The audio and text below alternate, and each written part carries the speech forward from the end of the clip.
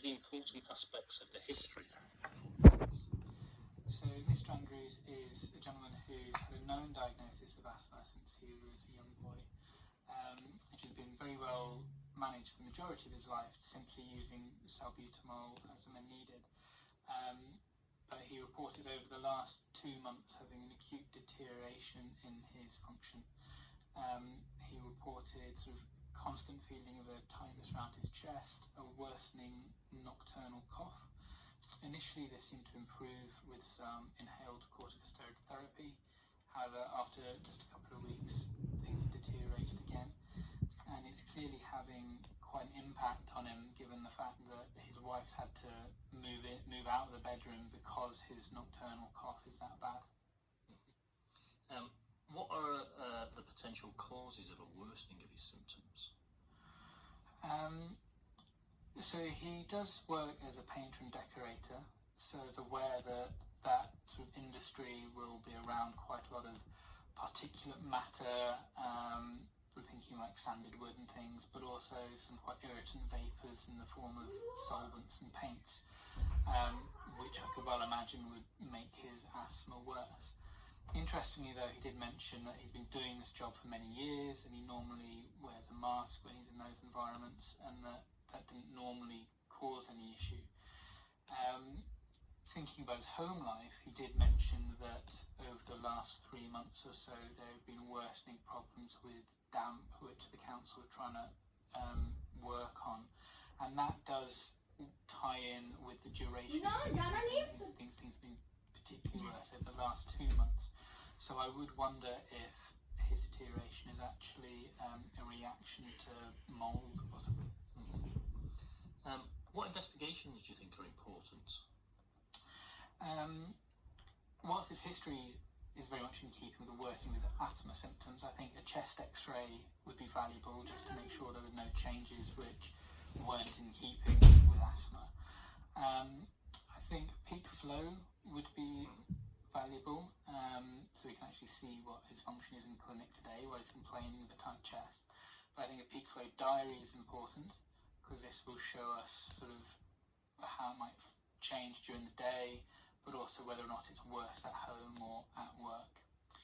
I'd like to do a few blood tests, particularly looking for IgE, and I'm aware that we could do a specific IgE for, say, aspergillus or house dust mites, and in the clinic setting there could be a role for spirometry.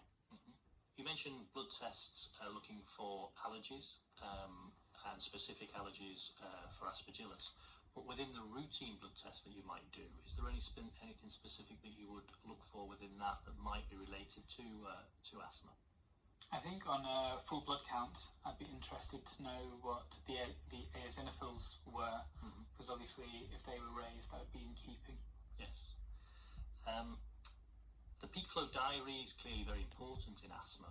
Can you tell me a little bit more about how the patient might do the peak flow diary, and any more specifics about what kind of things you would be looking for within the diary?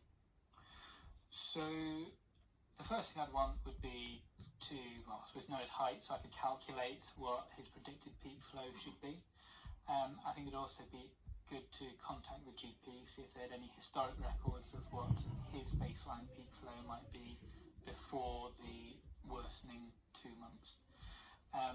Having made sure that his peak flow technique was correct, I'd want him to be taking his own peak flow as a best of 3 in both the morning and night, and it would be interesting to see whether or not quite often the morning reading is lower, but what would be valuable would be particularly, I think, to know at the weekend whether or not his weekend function tended to be different from the week function, thinking that at the weekend he may all be at home more, and obviously during the week he'd be at work, so we might get a bit of a causative reason there. And how would you manage this gentleman's worsening symptoms? So the first thing I wanted to do was to encourage him to use the salbutamol as a reliever when his symptoms are bad. I want to liaise with the GP to identify just what dose of beclometazone he is on and if there is scope to increase it. If he's already at maximal inhaled corticosteroid dosage, it would be appropriate to consider introducing a new long-acting beta agonist. I also feel that we should touching base with the asthma nurse would be important, because then if he feels his symptoms are deteriorating, he's got an immediate point of contact, but also they could formulate a self-management plan for when symptoms get worse. Okay, thank you.